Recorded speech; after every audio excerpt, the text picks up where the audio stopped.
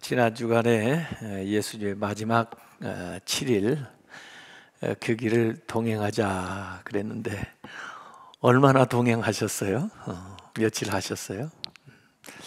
예수님의 실제 제자들도 예수님의 그 마지막 일주일을 두고 보면 아마 성금요일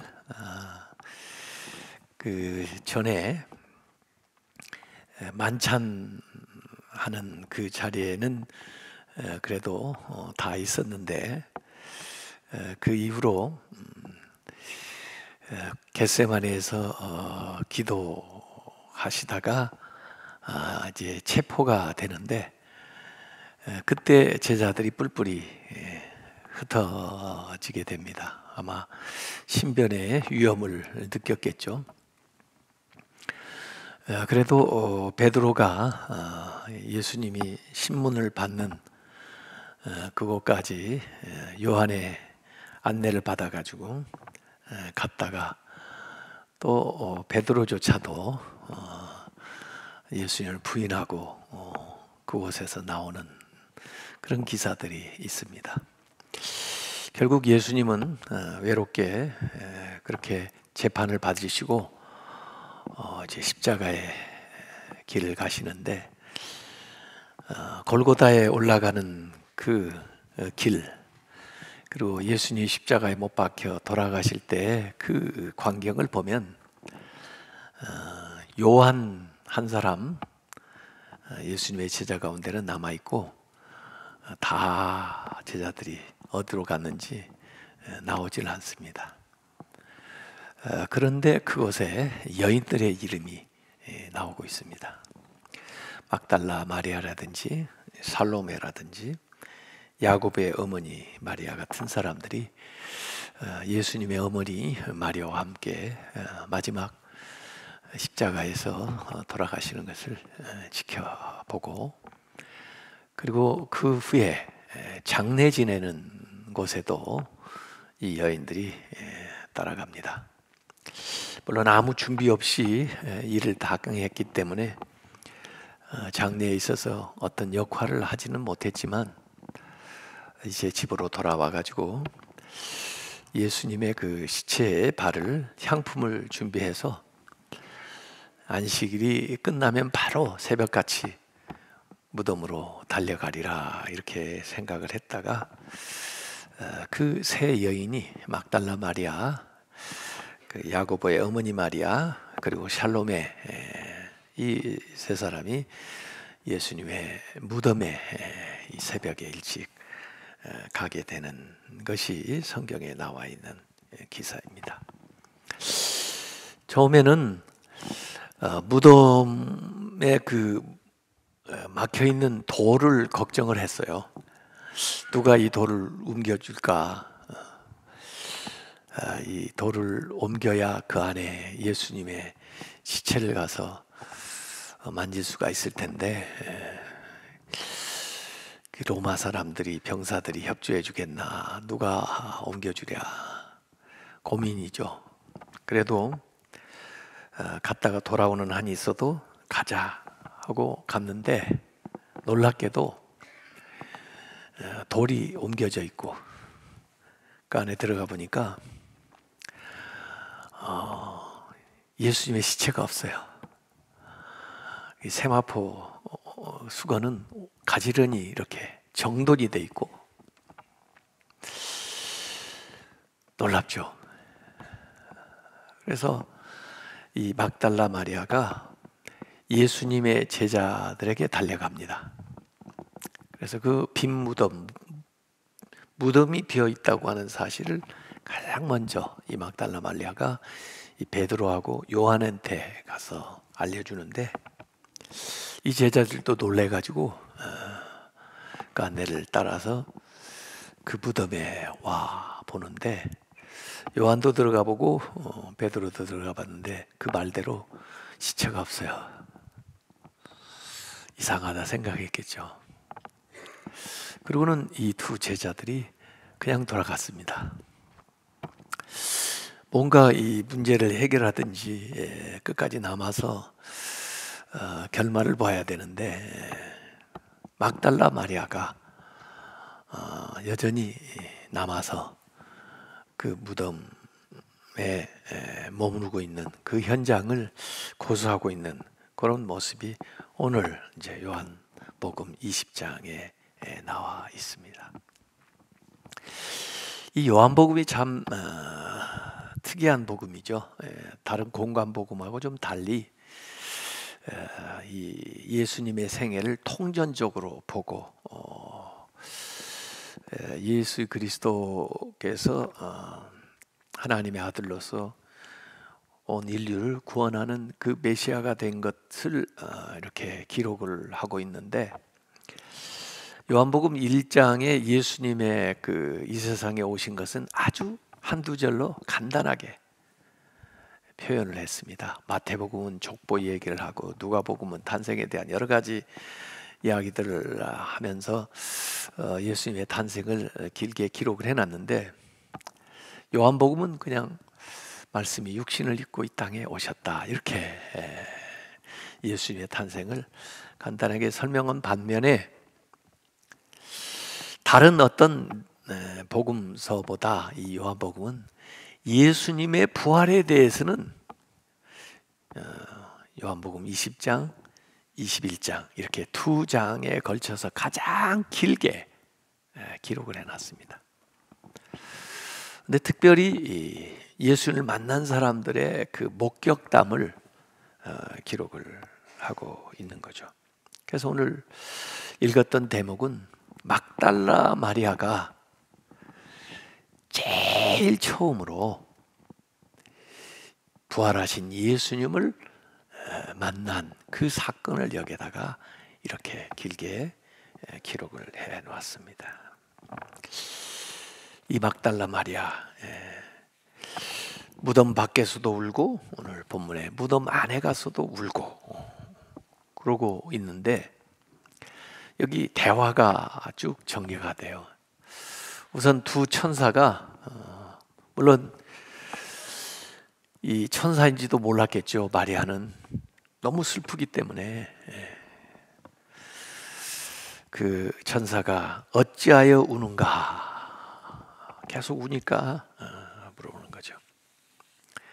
그랬더니 마리아가 대답합니다. 내 주님을 옮겨다가 어디 두었는지 내가 알지 못함이니이다. 그러자 예수님이 등장하는 겁니다. 근데 역시 예수님인지도 몰라요. 여자여 어찌하여 울며 누구를 찾는가. 우니까 달래주려고 천사도 예수님도, 그래서 예수님이 애통하는 자는 복이 있다 그러셨는지 몰라요. 이때도 마리아는 주여, 동산직인 줄 알고 얘기하는 겁니다. 당신이 옮겼거든 어디 두었는지 내게 이루소서, 그리하면 내가 가져가리이다. 그렇게 천사에게 답변한 것처럼 똑같은 답변을 하는데, 그때 예수님이 마리아야 이렇게 이 여인의 이름을 불러주는 겁니다. 세상에 이런 여자 이름을 누가 알겠어요? 소개도 안 했는데, 내가 누구라고 얘기도 안 했는데 나를 향해서 정확하게 그 여인의 이름을 마리아야 이렇게 불러줄 때, 그때서야 그 부르는 분을 딱 보고는 이 여인도 알아본 거죠. 라보니, 선생님. 참 이 짧은 대화가 놀라운 반전의 역사를 이루어내는 겁니다. 마리아야, 라보니, 여기에 부활 사건이 경험이 되는 거죠. 예수님께서 나를 붙들지 마라. 내가 아직 아버지께로 올라가지 아니하노라. 너는 내 형제들에게 가서 이르라. 내가 내 아버지 곧 너희 아버지 내 하나님 곧 너희 하나님께로 올라간다 해라. 이 예수님에게서 일어난 그 부활 사건이 이 예수님이 마리아를 부르는 순간 마리아를 위한 또 마리아의 삶에 그 부활을 경험하게 되는 일들로 나타나는 거죠. 그 이름을 부르기 전에는 아무리 예수님이 부활하셨어도 마리아를 위한 부활이 아닐 수도 있어요.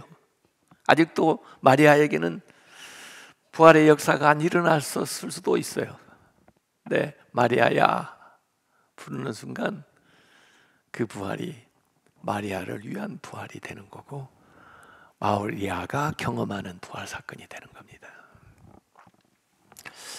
지금도요, 예수님 부활하셨다고 2000년 전에 이렇게 얘기하지만 아직도 여전히 예수님의 부활을 믿지 못하고 경험하지 못한 많은 사람들이 있습니다. 그 사람들이 언제 예수님의 부활을 알게 되느냐? 예수님이 그들의 이름을 불러줄 때, 그때 비로소 그 부활 사건이 그를 위한 사건으로 경험이 되는 거죠. 그래서 제가 김춘수님의 그 꽃이라는 시가 생각나더라고요. 내가 그의 이름을 불러주기 전에는 그는 다만 하나의 몸짓에 지나지 않았다. 내가 그의 이름을 불러주었을 때 그는 나에게로 와서 꽃이 되었다. 내가 그의 이름을 불러준 것처럼 나의 이 빛깔과 향기에 알맞는 누가 나의 이름을 불러다오. 그에게로 가서 나도 그의 꽃이 되고 싶다. 우리들은 모두 무엇이 되고 싶다?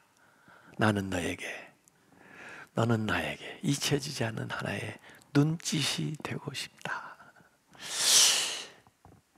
시작할 때는요, 하나의 몸짓이었는데 끝날 때는 하나의 눈짓으로, 이 몸짓하고 눈짓하고 어떻게 달라요?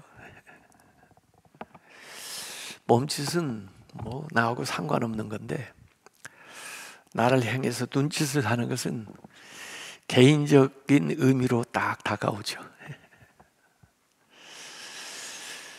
그래서 예수님이 아무리 부활하셨어도 그분은 하나님의 아들이시니까 뭐 얼마든지 하실 수 있죠. 그게 나에게 무슨 의미가 있나? 그 부활하신 주님이 내 이름을 불러줬을 때 그때 그 부활이 나의 사건으로 경험된다고 이 얘기입니다. 그래서 이 부활이 이 개별화되어서 개인에게 나타나는 거예요. 그건 지금 또 현재 진행형입니다. 앞으로도 계속될 것입니다. 주님이 내 이름을 불러줬으면 좋겠어요. 주님이 내 이름을 아시고 나를 기채야 이렇게 불러봐 주셨으면 좋겠어요. 그때 내 슬픔이 다 없어지고 내 절망이 다 사라지고 내 죽음조차도 다 벗겨지는 거죠. 그래서 기쁨과 소망과 부활의 영광을 얻게 되는 겁니다. 나팔 불 때 나의 이름, 나팔 불 때 나의 이름. 여러분 각각을 주님께서 이름을 지명해서 불러요. 참 놀라운 일입니다. 자기 이름을 불러주기 전에는 동산직인 줄 알았어요. 관계없는 사람인 줄 알았어요. 그런데 마리아야 이렇게 한마디 불렀는데 알아보게 됐어요. 예수님인 걸.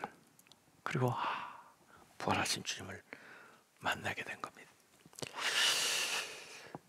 처음으로 부활의 목격자가 됐는데 이게 우연 같지만요, 사실 이런 영광을 우연히 얻은 게 아닙니다.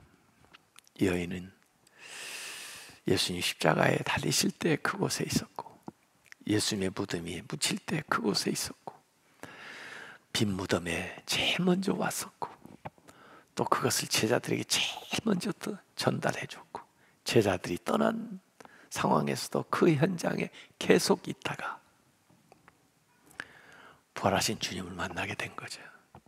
우연이 아닙니다. 이 여인의 그 끈질긴 믿음이, 헌신이, 수고가 이런 놀라운 영광을 얻게 만들어 준 겁니다. 이 여인은요, 아이디얼 디사이플, 아주 이상적인 제자의 모습을 우리에게 딱 보여줍니다. 너희들이 제자 되고 싶어? 이 여인처럼 돼야 돼, 이런 거죠. 예수님의 직접 제자들도 이 여인에게 본받아야죠. 이 여인을 본받아야죠. 이 여인이 누굽니까? 7 귀신 들렸던 여자예요. 하나 귀신 들려도 힘든데 7 귀신이 들면요, 이제 완전 제정신이 아니에요. 생각을 해보세요.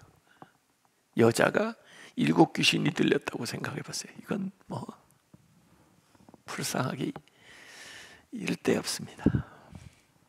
근데 이 여자가 성령 충만한 여자로 바뀝니다. 그리고 가장 먼저 부활의 증인이 됩니다. 부활하신 주님을 제자들한테 가서 가르쳐주는 여자가 돼요. 아니, 제자들이 가서 다른 사람한테 가르쳐줘야 되는데 그 처음 제자들한테 부활하신 주님을 직접 만났다고 가서 전하는 여자가 돼요. 그러니까 대단한 여자죠. 뭘 증거를 쓰려면, 보증을 세우려면 그래도 세상에서 좀 믿을 만한 사람, 뭔 지위를 가지고 있는 사람, 존경받는 사람을 데려다가 이 사람이 증인이에요 그러면 좀 믿을 만한데, 아니 7 귀신 들린 그 당시에 또 여자들을 그렇게 대단히 여기지도 않는 그 시대에 이 역사상 이 중차대한 이 부활을 어쩌자고 이 여인 보고 증언을 서라고 그래요. 정말 성경은 패러독시컬한 얘기입니다. 그게 가능합니까? 누가 그 여인의 말을 들어주기나 하겠습니까? 저 여자 귀신 들렸던 거 다시 돌아왔나 봐. 또 헛소리 하네. 그런데 이 중요한 것을 예수님이, 하나님은 이 여인에게 맡겨요. 전해라 가서. 그러면 성경은 뭘 강조하고 있습니까? 누구라도 어떤 형편에 있더라도, 아니 이런 여인 같은 사람도 다 부활의 증인이 될 수 있다. 이걸 우리에게 가르쳐주는 거죠. 성경은요, 분명히 부활 사건이 일어나고 그 다음에 부활 신앙이 생겨납니다. 이 여인조차도 부활 신앙을 가졌기 때문에 주님을 기다리다가 이제 오셨어요 하고 부활의 주님을 만난 게 아닙니다. 부활의 주님이 이미 부활하셨는데 말씀을 건네는데도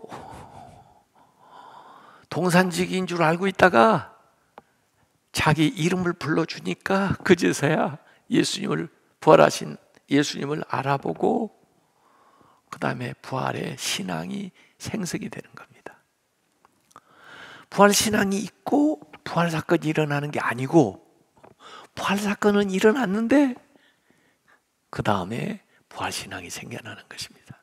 여러분 언제부터 부활 신앙을 갖게 있었어요? 여러분이 부활 신앙을 가지니까 예수님이 부활하신 거예요? 아니요.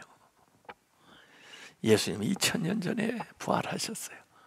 예수님의 부활 사건이 있고 그걸 믿지 못했던 제자들이 믿는 믿음이 생겨나는 거예요. 이렇게. 그래서 부활의 기사는 전부 보면은 처음 들은 사람은 안 믿어.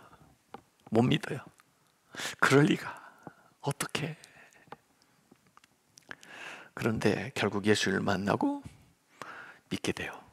부활 신앙이 생겨난 겁니다. 그래서 다 도망갔던 사람들이 다시 보여요. 그리고 이제는 자기들이 증인이 돼요. 죽인다고 해도 증인이 돼요. 부인할 수가 없어요. 보통 같으면 살기 위해서 부인할 텐데 부인할 수가 없는 거예요. 어떻게 부인해요? 봤는데. 신앙 때문에 죽은 게 아니에요. 부활 사건이 이미 일어났기 때문에 그 믿음을 가지고 그 믿음대로 살아가는 거예요. 이렇게. 그래서 이 예수님의 부활은 역사적 사건이고, 그러나 역사적 사건에서 끝나지 않고 그 사건은 오늘도 부활의 신앙을 계속해서 일으키는데, 그게 개인적으로 일어나는 부활 사건이에요. 내가 부활하는 사건이에요. 그 믿음을 가질 때.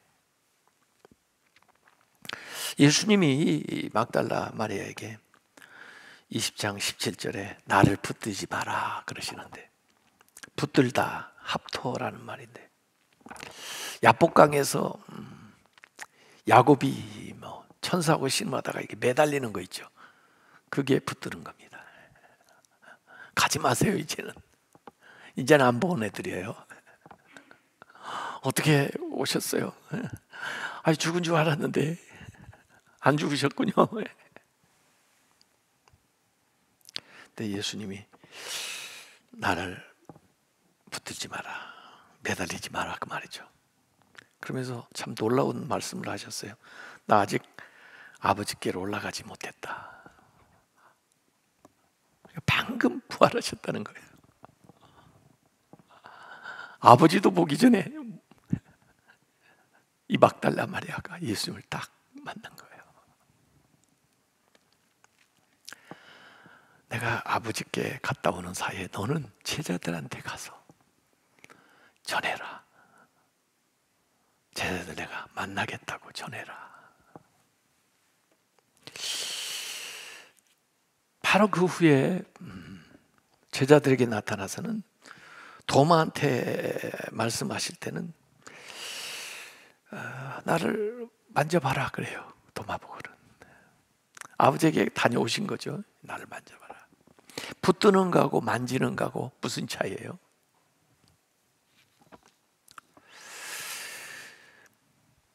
붙드는 것은 매달리는 거고, 과거로 돌아가려고 하는 거고, 만지는 건 확인하는 거죠.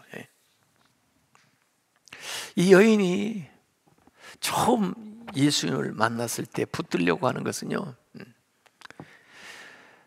십자가 전으로 데려가려고 그런 거예요. 죽기 전으로 데려가려는 거예요. 사실 그런 일이 있었어요. 나사로도 사실 소생을 한 적이 있습니다. 그건 죽음 이전으로 돌아가는 거죠. 그렇다고 안 죽었나요? 다시 죽었죠. 우리가 인생 일을 이렇게 지나다 보면 참 후회스러운 일들이 있습니다. 후회스러운 일은 한결같이 시간을 조금 돌릴 수만 있으면 얼마나 좋을까. 내가 그 사고 이전으로 조금 돌아갈 수만 있다면 주의할 텐데. 이 코로나를 놓고도 우한에서 들어오는 사람 그때 막았으면 어떡하나. 32번 환자 생겼을 때 그때 좀 잘 조치를 했으면 뭐 이런 식으로 말이에요. 예수님 말씀하는 건 돌아갈 수 없다. 과거로 회귀할 수는 없고 앞으로 나가야 된다는 거죠. 미래로 나가야 되는 거예요. 부활의 시대를 살아가는 우리는 과거가 우리를 붙들지 않도록, 죄가 우리를 붙들지 않도록, 슬픔이 우리를 붙들지 않도록, 질병이 우리를 붙들지 않도록, 사망이 우리를 붙들지 않도록, 옛사람이 우리를 붙들지 않도록, 추억이 우리를 붙들지 않도록, 세상의 오염이 우리를 붙들지 않도록 떨치고 나가야 되는 거죠. 코로나19 이전으로 못 돌아갑니다. 절대 못 돌아갑니다. 코로나19와 함께 살아야 되고, After COVID-19, 코로나 이후 시대를 살아가야 되는데, 이전의 것을 잘 경험 삼아서 새롭게 살아야 됩니다. 그것이 어찌 보면 재난 유토피아예요. 재난을 당했으나, 그러나 그것이 우리에게 유익이 되는 방향으로 앞으로 나가야지, 그게 없음만 못한 과거로 돌아갈 수는 없어요. 부활은 과거로 회귀해서 원상복귀하는 것이 아니고, 부활은 미래를 향해서 새롭게 나아가는 겁니다. 이전보다 더 놀랍고 위대하고 상상할 수 없는 일들이 펼쳐지는 것입니다. 그것이 부활에 나아가야 되는 거예요. 이제는 내가 주님을 붙드는 것이 아니고 부활하신 주님이 나를 붙들어 주세요. 이전에는 예수님이 인간처럼 되셨어요. 성육신. 이제는 우리가 예수님처럼 돼야 돼요. 이제 우리가 예수님처럼 살아야 됩니다. 그 예수님께서 요한복음 20장 17절에 나를 붙들지 마라. 내가 아직 아버지께로 올라가지 아니하노라. 너는 내 형제에게 가서 이르되 내가 내 아버지 곧 너희 아버지 내 하나님 곧 너희 하나님께로 올라간다라. 예수님을 통해서 하나님이 내 하나님이 되고 하나님이 내 아버지가 되는 거예요. 그래서 이 부활은 우리가 예수님처럼 되는 길을 예수님께서 만들어 주신 것입니다. 그래서 나를 붙드느니 가서 제자들을 붙들어라. 제자들이 얼마나 지금 흔들리고 있어요? 얼마나 방황하고 있어요? 부활이 일어났는데도 아직도 그 부활의 영광과 능력을 경험하지 못하고 있잖아요. 지금 제자들이. 나를 붙들지 말고 가서 제자들을 붙들어줘. 뭘로? 말씀으로. 주님이 부활하셨다고, 내가 봤다고, 만난다고. 그래서 이 죽음은, 이 무덤은 죽음에 머물러 있는 것이 아니고 이 툼이 생명을 잉태하는 자궁이 됩니다. 생명의 역사가 일어나죠.